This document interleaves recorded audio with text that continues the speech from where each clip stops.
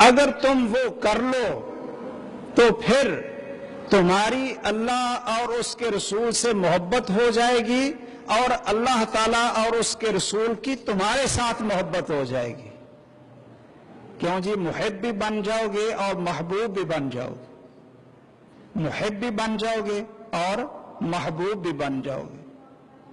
صحابہ کرام تو ایسی چیزیں وہ تو تلاش کرتے رہتے تھے. کہنے لگے بلا یا رسول اللہ صلی اللہ علیہ وسلم، کیوں نہیں اللہ کے رسول صلی اللہ علیہ وسلم ضرور بتلاؤ. تو آپ نے پھر 3 چیزیں بتلائیں. کیوں جی؟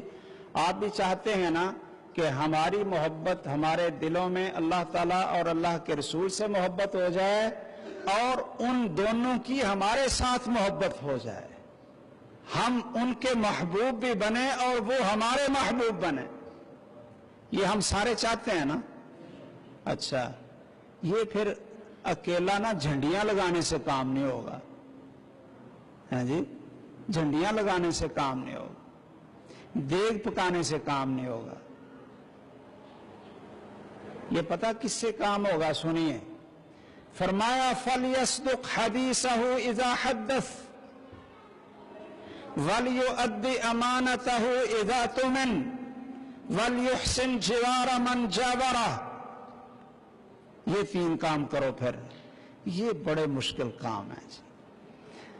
جسم پر پانی مال لیں یہ تو آسان سا کام ہے. جھنڈی شنڈی لگا لیں، سائیکل پہ جی جا رہے ہیں، کون جی؟ یہ محب رسول جا رہے ہیں.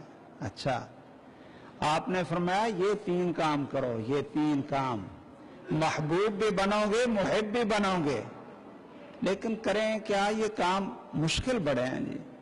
پہلا کام سن لیجئے، اس حدیث میں آپ نے جو فرمائے فَلْيَصْدُقْ حَدِيثَهُ إِذَا حَدَّثَ، کہ جب بات کریں تو سچ بولیں.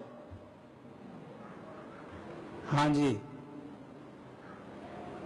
جب بات کریں تو سچ بولیں. اب مجھے بتائیے کہ وہ جھنڈی لگانا آسان ہے یا سچ بولنا آسان ہے؟ کوئی بھائی یہ یا بزرگ یا بھائی کوئی کہہ سکتا ہے کہ میں نے زندگی میں کبھی جھوٹ نہیں بولا، جھوٹ کبھی نہیں بولا؟ کیوں جی؟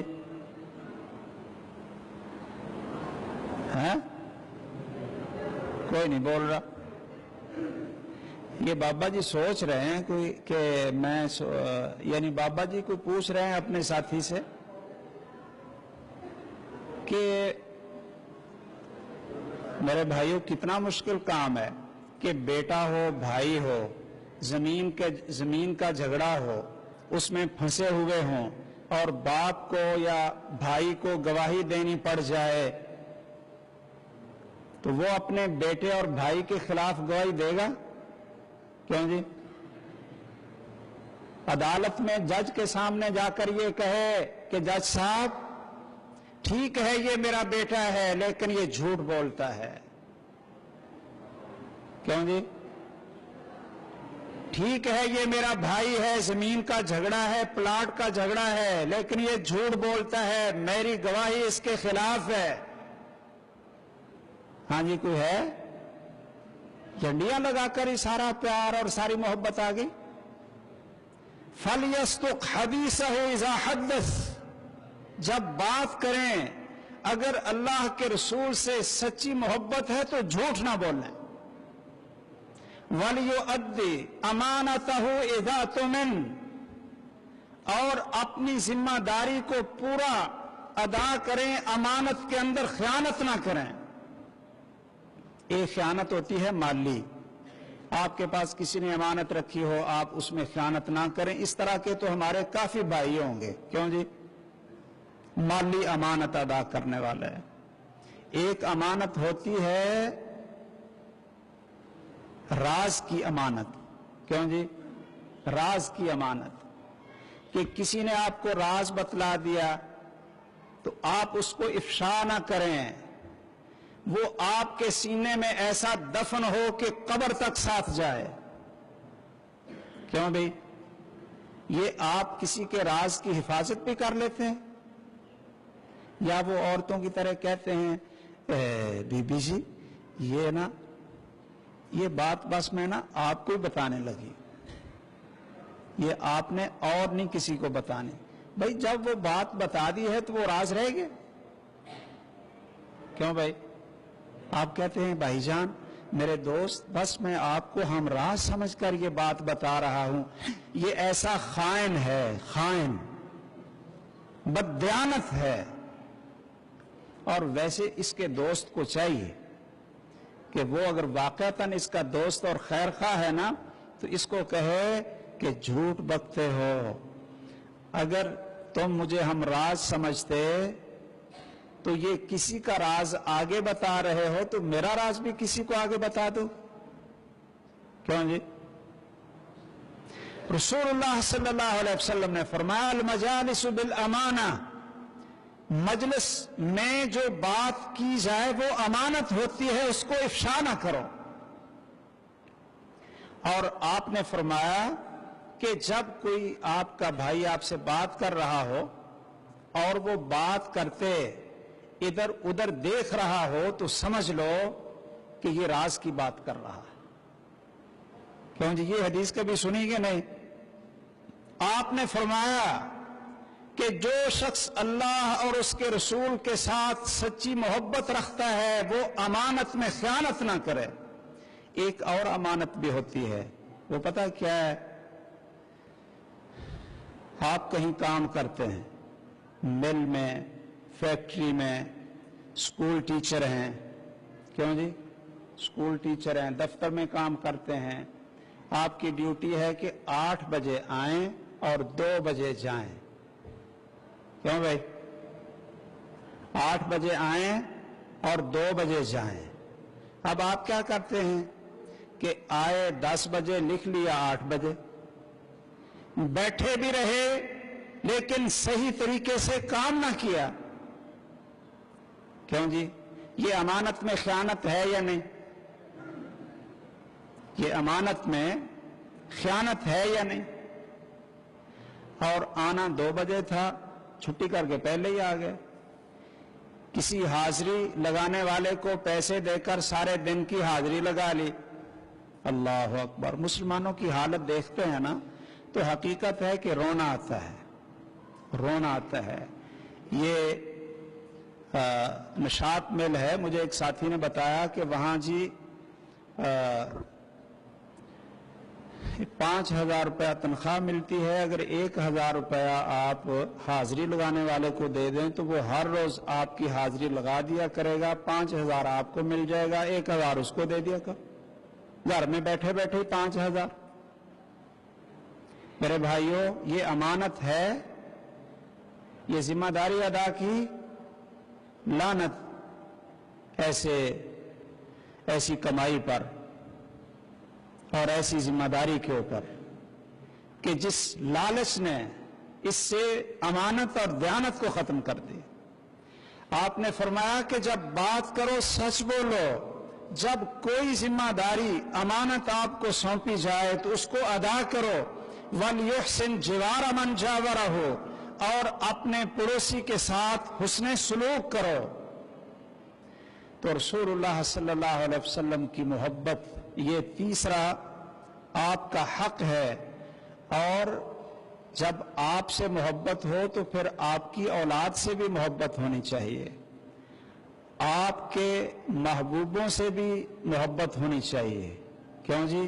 कहते हैं ना, दोस्त का दोस्त दोस्त होता है और दोस्त का दुश्मन, क्यों भाई?